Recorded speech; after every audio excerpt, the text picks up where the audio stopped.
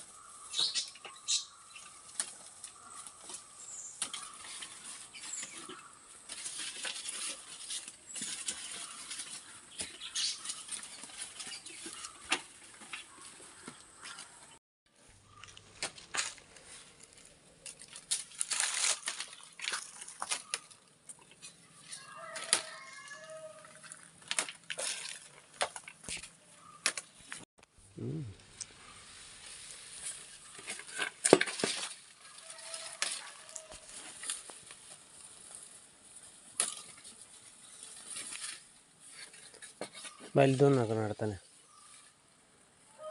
നേരെ.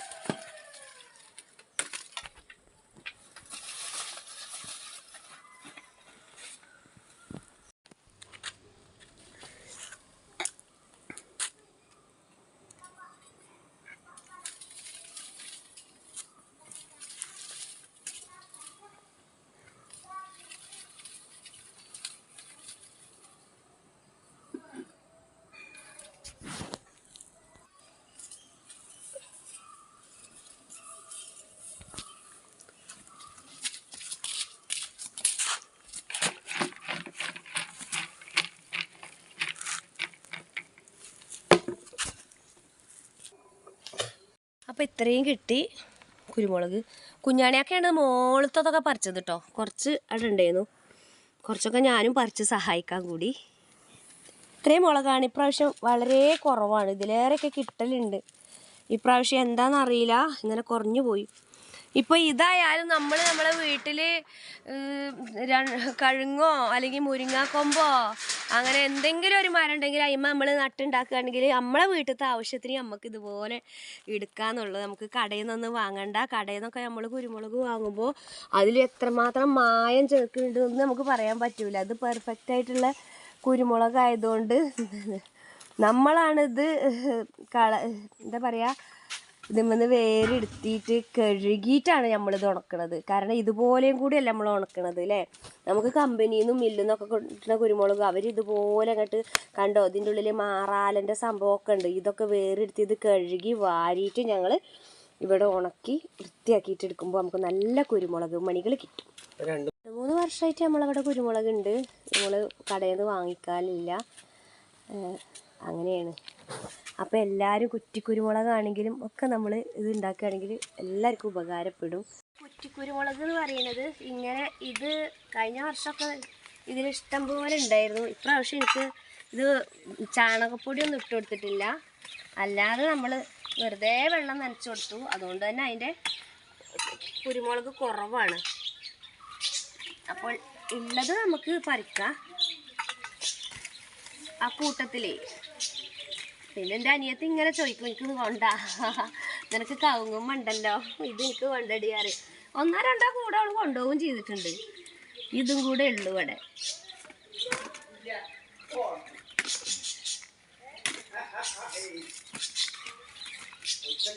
ഇത് നല്ല എരിവാണ് കേട്ടോ ഈ കുരുമുളകും. അപ്പം ഇതേ ഉള്ളൂ ഇതിമ്മ കിട്ടിയത്.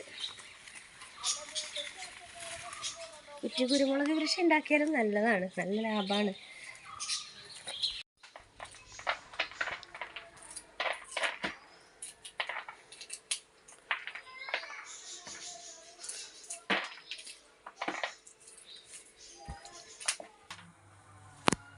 അപ്പം ദാ നമ്മൾ ഇത് മുഴുവനും ഈ കൊലമെന്ന് ഇങ്ങനെ കൊലകൊലയായിട്ട് നിൽക്കണം. അതിമെന്ന് വേറെടുത്തിയത് അതും കൂടി ഉള്ളു ലാസ്റ്റ് കേട്ടോ.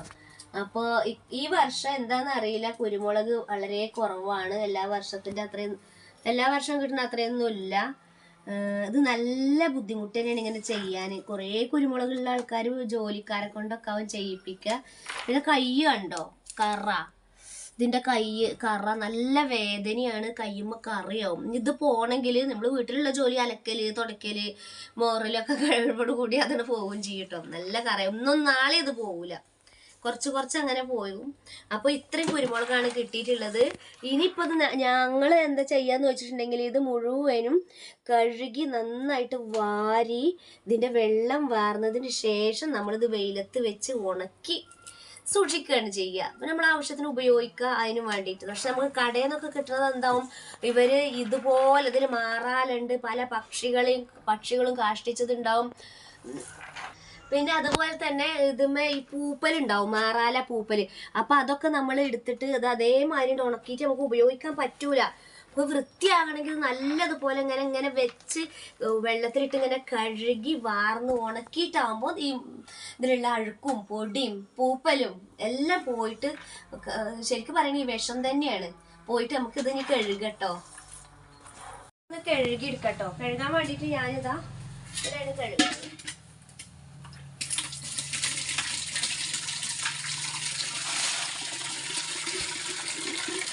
ഇങ്ങനെയൊക്കെ പോകും ഞാൻ. ഇങ്ങനെ വാരിടാം.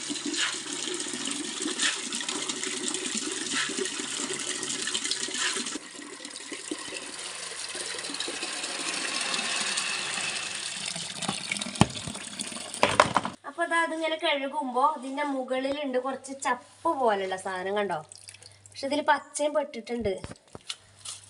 അപ്പൊ നമുക്കിത് ഒന്നിച്ച് വാരി ഉണക്കിയാലോ. ഇതിന്റെ ചപ്പൊക്കെ ഞാൻ ഇതിലേക്ക് വാരിടാൻ പോവാണ്. മുകളിൽ കിട്ടുന്ന ചപ്പുകൾ കേട്ടോ. ഇനി ഇതൊന്ന് വെള്ളം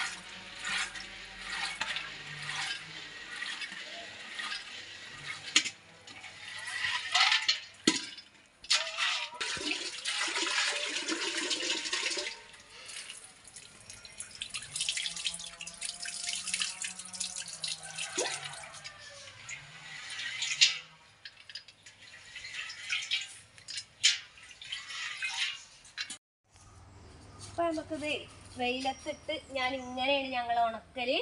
ആദ്യം ഒരു ഷീറ്റ് വിരിച്ചു, പിന്നെ അതിന്റെ മുകളിലൊരു തുണി വിരിച്ചു. തുണി വിരിച്ചാൽ എന്താന്ന് വെച്ചിട്ടുണ്ടെങ്കിൽ നമ്മള് ഇപ്പൊ ഇത് കഴുകി കൊണ്ടുവരായതുകൊണ്ടേ നല്ല വെള്ളമുണ്ട്. അപ്പോൾ വെള്ളം വലിയാൻ വേണ്ടിയിട്ടാണ് നമ്മൾ ഇങ്ങനെയൊക്കെയാണ് ഉണക്കുക.